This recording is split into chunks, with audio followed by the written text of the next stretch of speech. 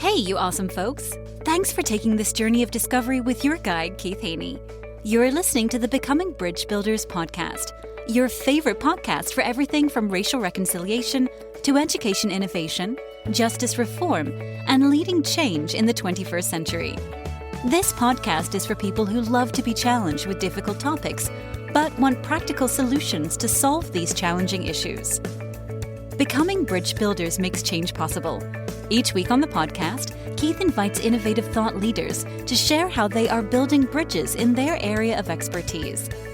You will hear breakthrough ideas and concepts that are changing the world. He's featuring guests who are best-selling authors, leaders at Microsoft, entrepreneurs, leading educators, professors, lawyers, and so many more. Listen in to learn how you can be the bridge to the change you are seeking. My guest today is Kyle Gillette. Kyle helps business owners who feel like they're on an island in a state of SOS, stressed out, overwhelmed, and stuck, shift to having more courage, confidence, and freedom than ever. Kyle has diverse experience running 4 businesses and a nonprofit during his career. He has multiple coaching and behavioral assessment certifications and is the creator of Blue Shirt Leadership Framework, where his clients learn to be self-aware leaders, lead with accountability, use a growth mindset, and empower others. Kyle is the author of Right Now Leadership, a 4-part framework for today's leader. He regularly speaks at businesses, interviews on podcasts, and provides leadership training. Kyle loves doing CrossFit, hiking, mountain biking, or cross-country skiing with family and friends when he's not working. We welcome Kyle to the podcast. We welcome Kyle to the show. How you doing today, Kyle? I'm great, Keith. Thanks for having me on your show. I appreciate it. Good to have you on this end of the 2023 season as we see what happens in 2024. It should be an interesting year. I hope so. Hopefully interesting. Not any more interesting than this year, because this year was real interesting. Let's mellow it out a little bit, at least for me. I would love to, yes. I love to ask my guests a question to kind of get to know you better. So what's the best piece of advice you've ever received? Best piece of advice I've ever received. The short answer is make friends and make a lot of them. Business-wise, personally, just make a ton of friends, because that's what matters in life. At least to me, that's what matters in life. And when you surround yourself with the right people, a lot of people say the 5 people represent who you are, that kind of thing. But regardless, if I need help, or if I want to help someone, or if I'm in a bad place or I'm in a great place, I want someone to talk to connect with, especially men in my life. So that was really good. A good tip, a life-changing tip. Yeah, it makes sense. I mean, more people you surround yourself with, the easier. I always say the easier to spread the burden out among friends versus carrying it out on your own. Yeah, it's like those people pyramids where there's like 30 people on the bottom and there's like 500 on the top. It's amazing what happens when you can spread the weight out. Yeah, exactly. Love it. I'm always curious of people like yourself who've achieved great things in life. Who are some people who serve to inspire you or even be a mentor to you on your journey? Yeah, I would say first was my dad. So my dad's an entrepreneur. He actually just sold his business. He ran with my uncle a orange packing business, and so they recently were bought out by another business that's kind of local. And he started that in 1983, I believe. Yeah, 1983 with my grandpa. And my sister was 3 and I was 0 years old. And so to start something at that age with like hardly any money in your pocket and to just go after it. And there's so much dependence on how the weather goes and whatever God decides to do for that year. It's really inspiring to me. And plus he was always been in my life and available to me for whatever I needed, especially as I've gotten older. There's been a deeper connection. So him first, and then second, growing up in my, adulthood was a guy by the name of Jack that I worked with for about 9 years at a men's mentoring program. And so he was instrumental in kind of my growth from separating from my parents to finding a mentor in my life as I became an adult. So those 2 gentlemen were fundamental for me. Yeah, those people are always special to kind of be able to stop and think thank God for those people and how they impacted the journey that we're on. Yeah, exactly. And Jack was one of those guys that didn't mince words. And my dad's pretty nice, and he'll tell it straight, but he's pretty nice about it. Where Jack is just like in your face, and I needed that. I needed both, especially from men. Right. I needed both because I had my mom who was kind of a softie, and so needing both of those angles was important. And in retrospect, I only realized that how powerful it was to have both of those in my life. Yeah, true. Very true. I love to have people tell their story. So you want to share with us your personal journey? Yeah. So born and raised in a little town called Dinuba, Washington. It looks like Danuba, but it's Dinuba, not Washington, excuse me, Dinuba, California. I'm in Washington now. And Orange Farm until I was 18, and then moved off to another small town called San Luis Obispo, and went to college there for 4 years, lived there a total of 12 years. And after college, I worked for a men's mentoring program where I helped guys that are 18 to 25 who are stuck and off track in life, typically some sort of kind of broken home, abuse, drug or alcohol struggles, that kind of thing. So I lived there for a year and then worked in the program another 8+ years in various roles. And I cut my teeth in the business world in that role, ironically, because you wouldn't think a men's mentoring program would give you that opportunity.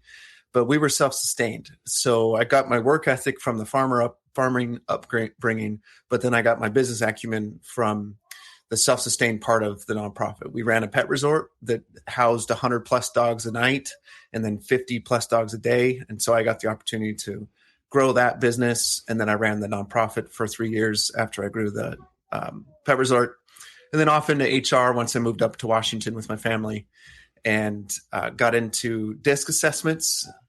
I did an assessment workshop for a petroleum engineering company, and it was a disaster. I remember sitting in the boardroom meeting with the admin lady, a VP, and then two sales director guys. And then there was another guy on the phone in Alaska, another guy on the phone in Arizona, another guy on the phone down the hall because he was sick, so he couldn't be in the room. So imagine trying to lead a workshop where 3 people are on the phone and you've got different levels and positions, and you're trying to lead this workshop. Well, long story short, I'm covered in sweat within 5 minutes of the interview, and I barely survived it because finally the admin spoke up, and then we spent the next hour kind of limping through the workshop. And I left, and the VP said, "Hey, good job." And I'm like, BS. But, anyway, I hop in my car and I'm like, this was a really, really crappy experience. And I loved it. And so that workshop and some of the coaching I had done prior to the workshop just went, this is it. This is what I want to do. And so from there, ultimately came Blue Shirt Coaching. So that's the short version of my journey. So how did, from the worst experience in your life, give you the idea that I want to do this more? I'm just curious. Well, the thing is, the people that I was working with to do the one-to-one coaching prior to the workshop, they had a great experience with me. And I felt like I was really helpful to them, and I was told that I was really helpful to them. And even though the workshop was a dumpster fire, I knew that they got something out of it anyway. And if I could do a great job or even just a good job, then people would be getting really good value and benefit from my work. And from then I knew it was just up. There was no down. It was just up for me. And it was true. It's been true. So that's good. I'm just curious because people are hearing that going, how did that inspire you to say, this is what I want to do more? Yeah, exactly. So what did you learn on your journey? I mean, I know that one moment helped you to kind of crystallize in your mind, this is what I want to do. What other lessons did you learn on this journey that helped you get where you are today? I think one of the biggest ones is having a mission and sticking with it. I was, it's probably roughly a year into my business, and I was kind of floundering in terms of who to work with and what's the intention behind what I'm doing and how do I go about doing it. And I remember driving home from a networking event, I think it was, and I was on this road. It was about 15 minutes until I was going to be home. And I was listening to the book by Jim Quick called, Limitless. And in there, he talks about having a vision. And I had been working on a mission/vision for months at that time. And I was praying about it, journaling about it, thinking about it, asking people about it, but nothing was coming. I was getting really, really frustrated. And so I turned off the audio and I just prayed. I said, God, what's the vision you have for my business? And I waited. And it took like 5 seconds because I'd been waiting for a long time, but this was the moment for me. And God said, I want you to help thousands of business owners shift their mindsets and habits so I can transform their hearts. And I went, okay, and then cried. Because even if someone isn't a believer, someone doesn't believe in God or whatever, there's still transformation that matters and still really important. And I knew that this was a universal mission for me and for the people that I get to coach. And that was one of those life shifting and business shifting moments for me. And there's a lot of other lessons, but that was kind of a big catalytic moment for me. So you would probably say that mission is what drives you every day, I'm guessing. Yes, 100%. Yeah. And more so, the longer I'm in business, the more I see that really is what's been driving me. I've kind of tried to deny it or something. I don't know what I was doing, but this year has made that very clear that I'm not here to help you. Like, yes, I want your business to grow. Yes, I want you to make more money. Yes, I want you to be have all those things. But more importantly, I want to help the individual transform who they are, become the best version of themselves.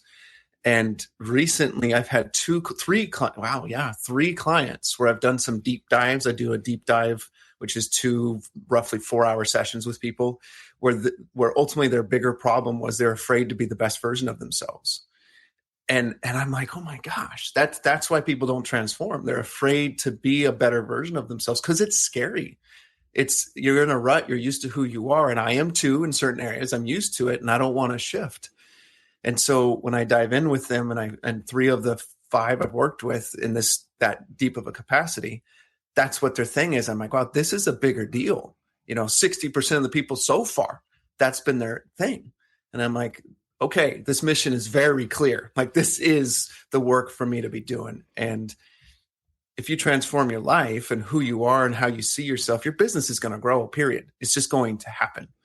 And so that's why I love what I'm doing so much, is it all just ties together so perfectly. So let's dive in a little bit deeper to what the blue shirt framework is, because I think that'll help us to kind of help our audience figure out how do you help people figure out the best version of themselves from your blue shirt framework.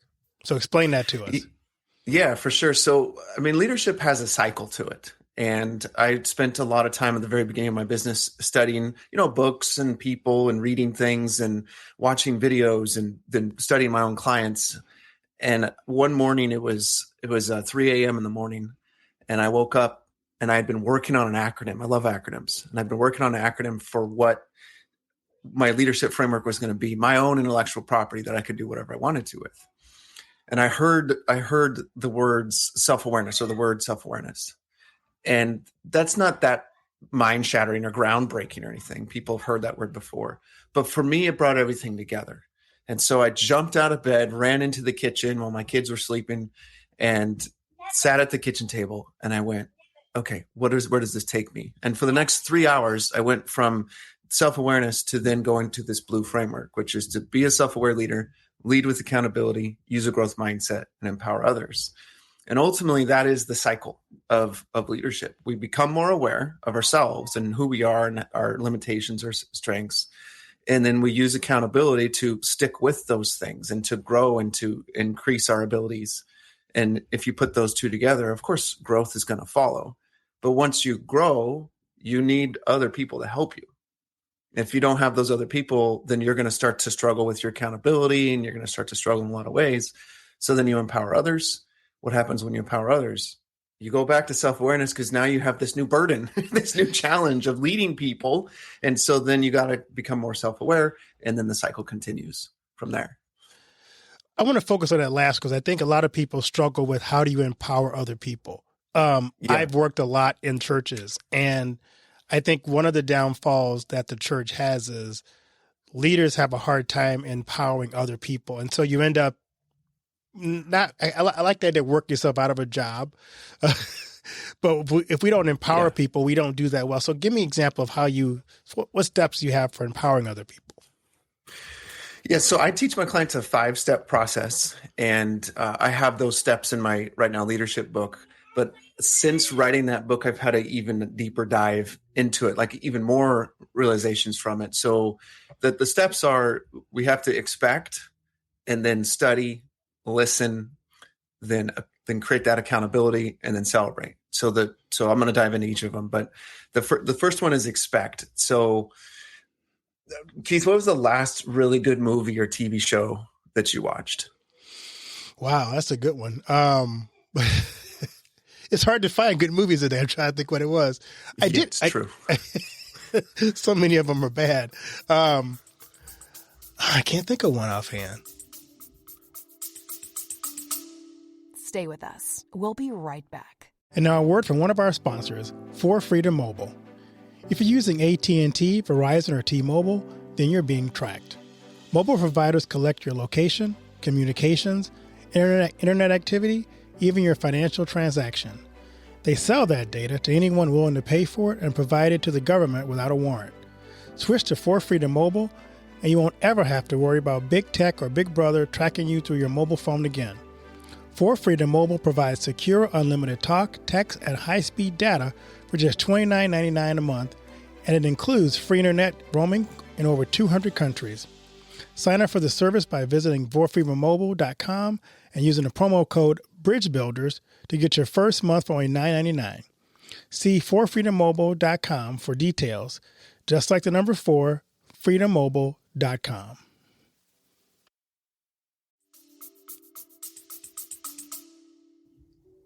Do you have a old favorite or a TV show favorite or a book favorite or anything like that? I do have an old favorite. But one of my old favorites is because it's the Christmas season. Is I love It's a Wonderful Life.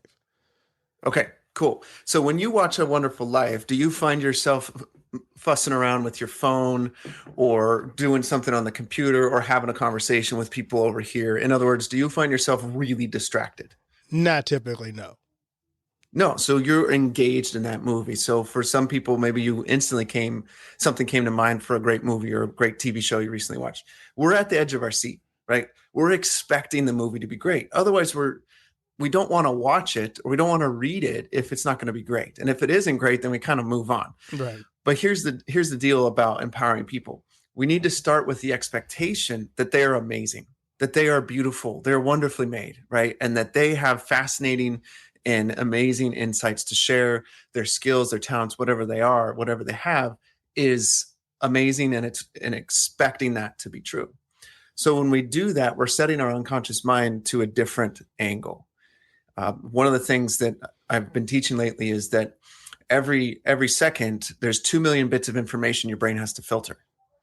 And if you picture those bits of information are like little toothpicks, and those toothpicks have something written on them, 2 million toothpicks fit in a refrigerator. So picture your refrigerator dumping 2 million toothpicks on you every second. You can't take them all in. It's not possible, right? So the way it works is you're grabbing some of that information. And for most people, it's around 126 bits. So you grab that and that's the information we take in.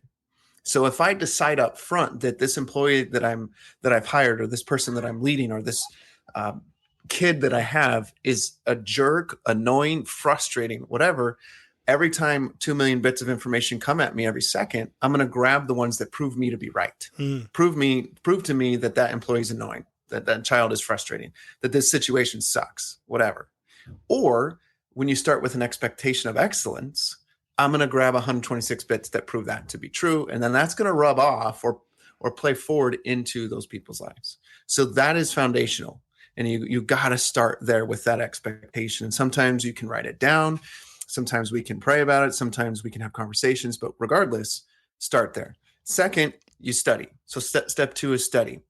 Not books. I see you have awesome books behind you, fantastic numbers of books, and I'm sure you've read all of them or most of them. But I'm talking about studying people.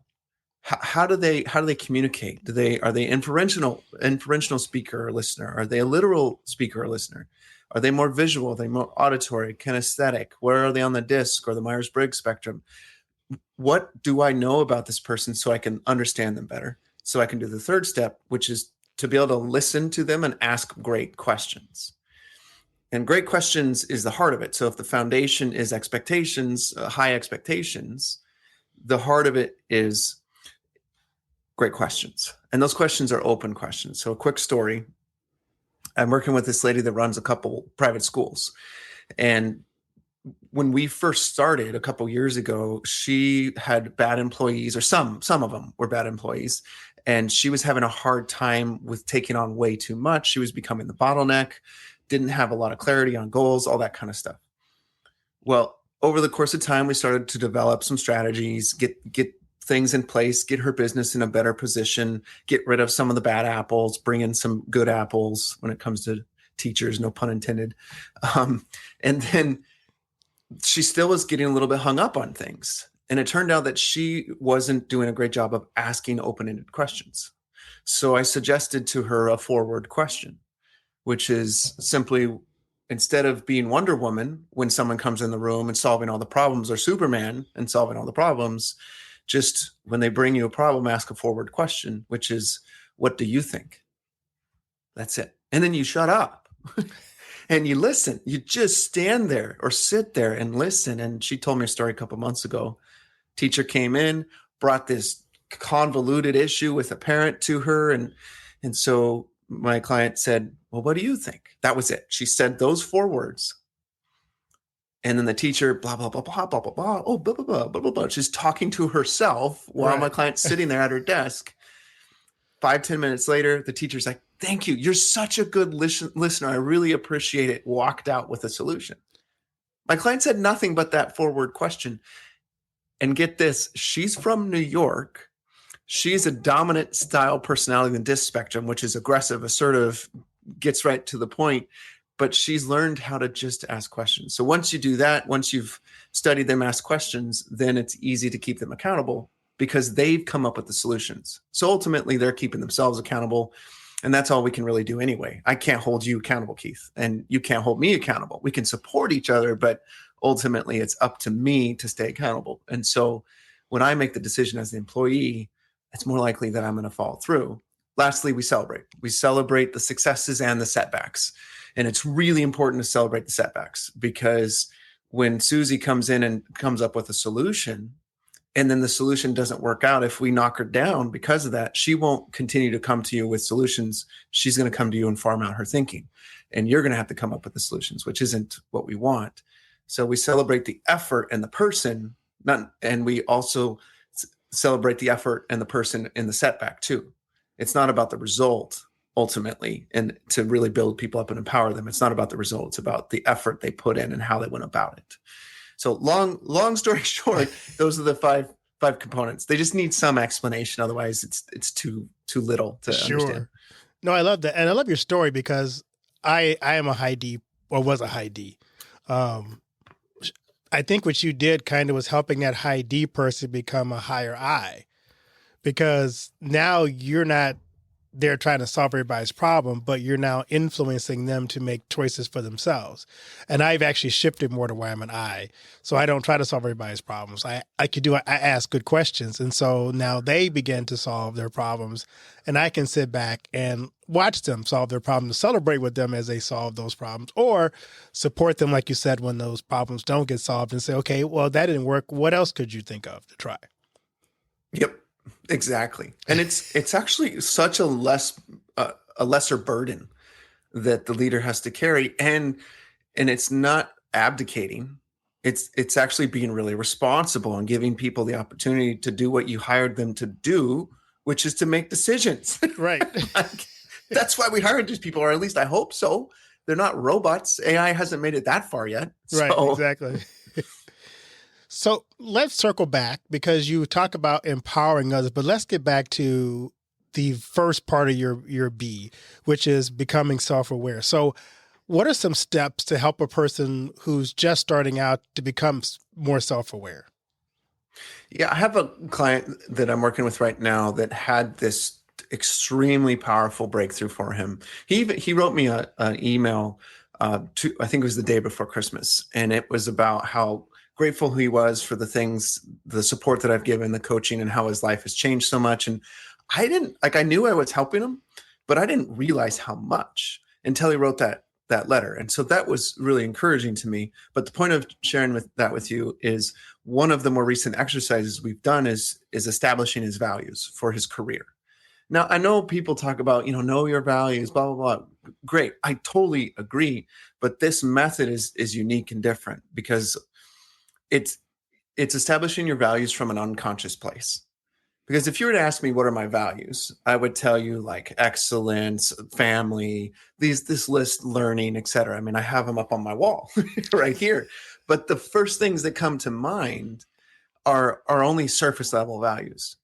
And when I'm working with people, we get into the unconscious levels. Like, what motivated you when you were the most motivated in your career? What was the feeling behind that? And when you think about that, you're like, what was the feeling behind that? Well, whatever that feeling is, that's a value, right? And when you think about all these things being present in your life, all these values, if you had all those, would you still stay in your career? Yes or no? And some people say they would, and some people say they don't. Well, what would you need to stay in your career path? Or if you choose a different area of life, what would you need to continue down your path in your family relationships or whatever it is? And that answer is a really deep unconscious layer of what motivates you. And values are a filter. And so the more clearly you know your filters in life, the more clearly you're going to know yourself and whether the decision you want to make is the right one, because it's a deep layered filter of who you are. And when values aren't lined up, that's where you have internal conflict.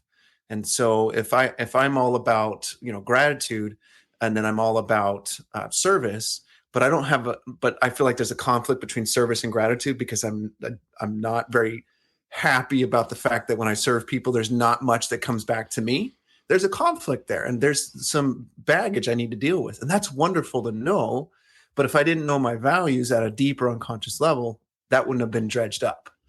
So it's very important you don't have to start with values, but it's really important to at some point get there. Sure. We talk about leading with accountability, which I don't see a lot of in the world. So yeah. What does that look like for those who want that to be part of their business or part of their life? Well, I want to first highlight that you just made like the understatement of the year. A lot of people don't lead with accountability.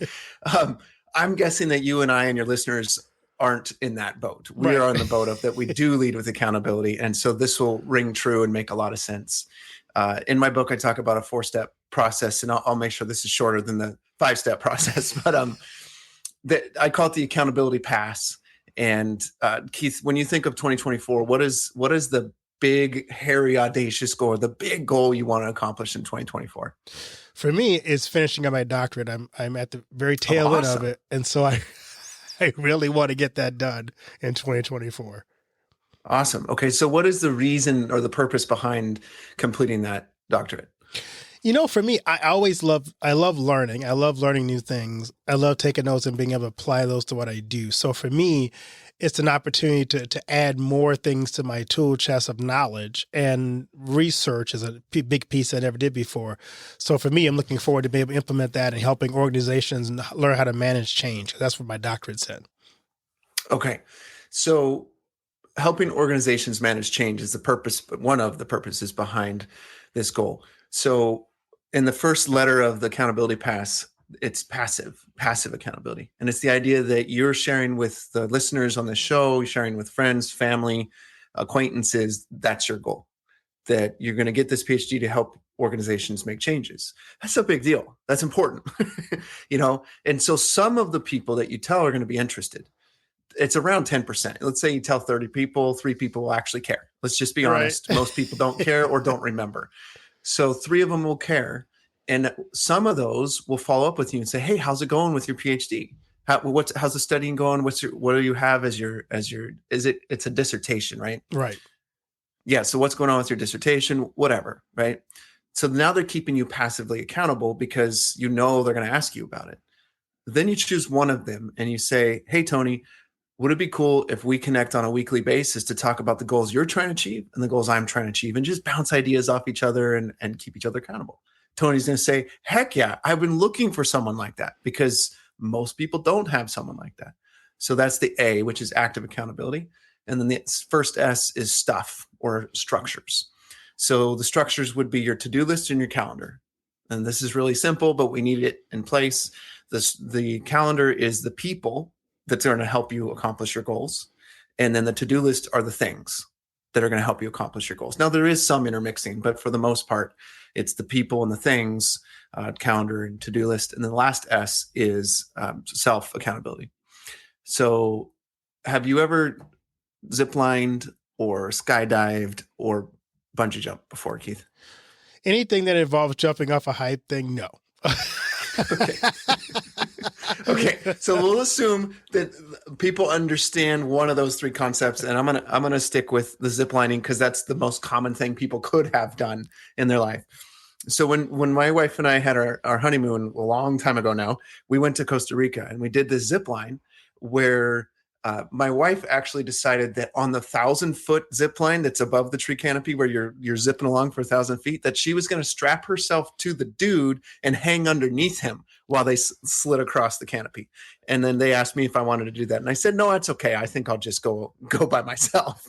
But the thing about that is when I went off the platform and when she especially went off the platform, there was no turning back. She was committed. You can't crawl back up that zip line. It's not going to happen. You are going down, period. And it's the same thing with our self-accountability. We have to find that point of no return. Once you step off that platform, once you lean into it, it's over. You're not getting back to that old way. And if you want to have great accountability, this is the personal part of it that's so important to do. So for me in my business, it was my wife quitting her nursing job. That was the point of no return for us as a family. And I don't know what it is for anybody else when you're thinking about your goal, Keith, or anybody else's, but whatever that is, that will help you stay accountable to following through. Yeah. When I wrote my first book, I had people I set up as my accountability partners, and they all had different roles. One of them, I said, I just need you to pray for me. I know you're going to do it. I don't have to check in and make sure you're doing it. I just need you to do that.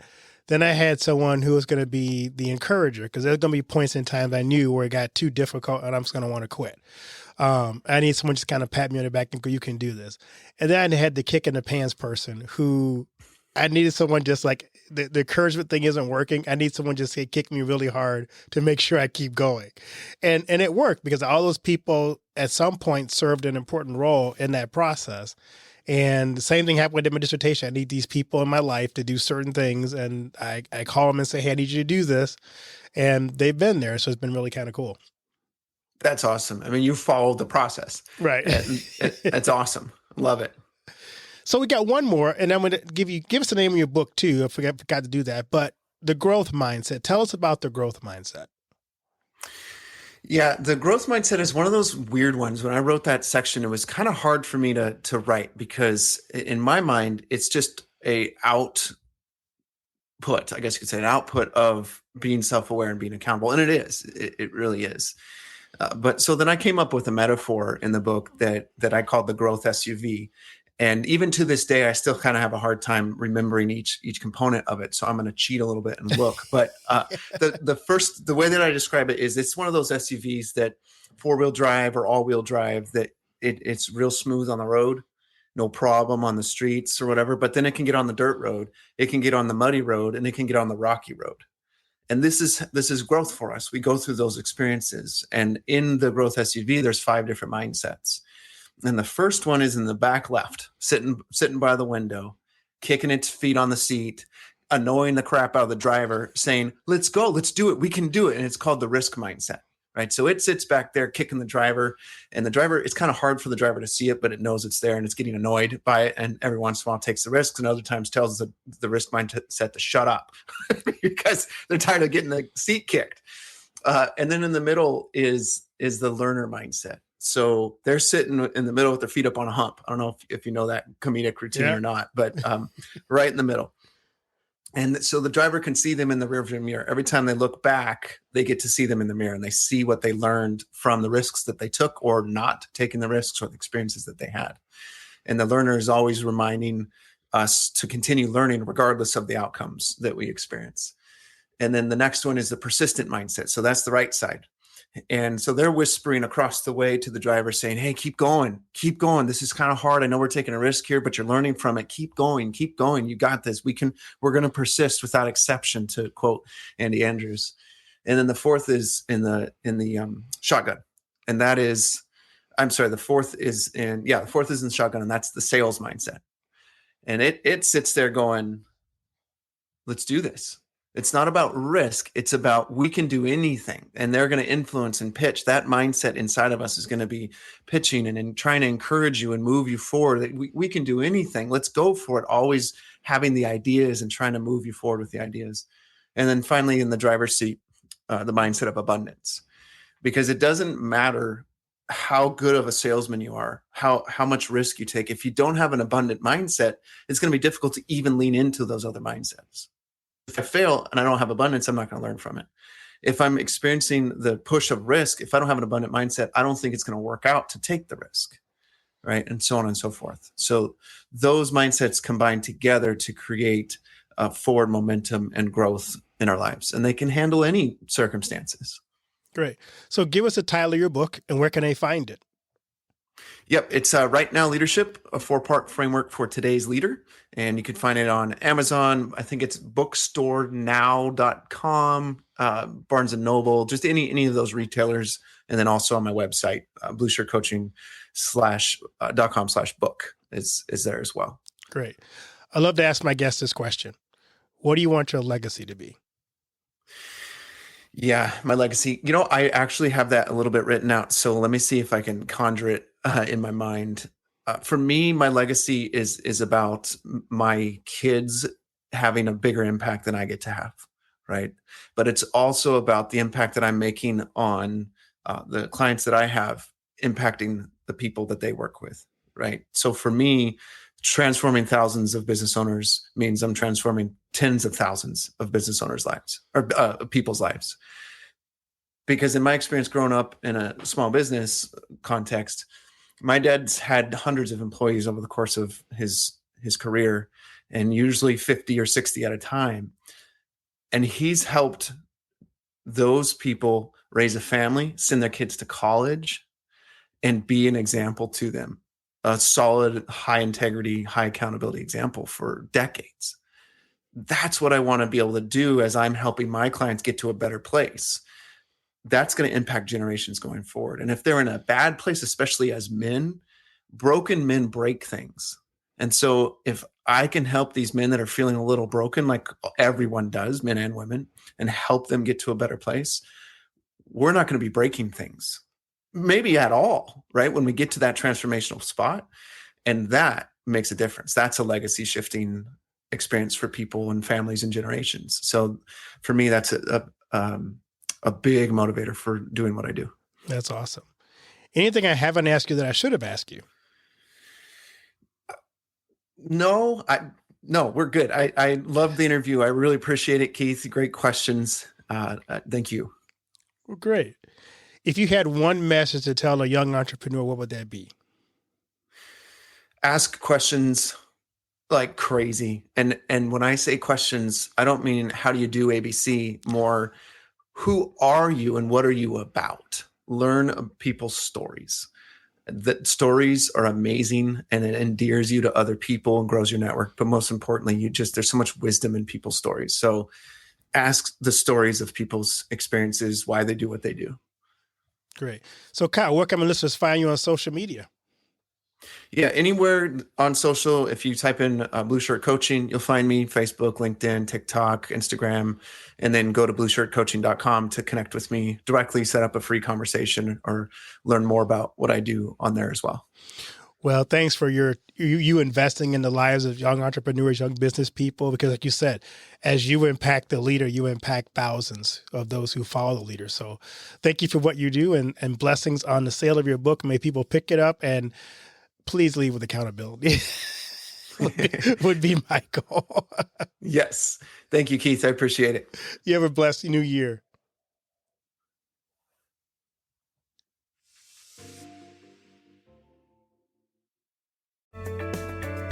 Thanks for listening to Becoming Bridge Builder. If you enjoyed this episode and want to help support the podcast, please subscribe and share it with others. Post about it on social media or leave a rating and review. To catch all the latest from me, you can follow me on Instagram at @bkeithhaney and on Getter and Twitter @RevHeadpin or on his website at alightbreaksthrough.org. Thanks again, and tune in next time. Do you know that most entrepreneurs hit a revenue ceiling and have no idea why? They're working harder, spending more money, running more ads, but revenue stays flat. My friend Dr. Noah St. John calls this the invisible break. He's giving our listeners a free revenue ceiling audit to help you see what's really holding you back. You'll get a free 30-day membership to NoahBot, giving you access to Dr. Noah's 30 years of experience to help you reach your next level. But hurry, because there's only 50 available this month. So if you're tired of being stuck at the same revenue level and want to finally break through, get your free revenue ceiling audit at drnoahvault.com in the affiliate link that'll be listed in the show notes. Thanks for listening to Becoming Bridge Builder. If you enjoyed this episode and want to help support the podcast, please subscribe and share it with others.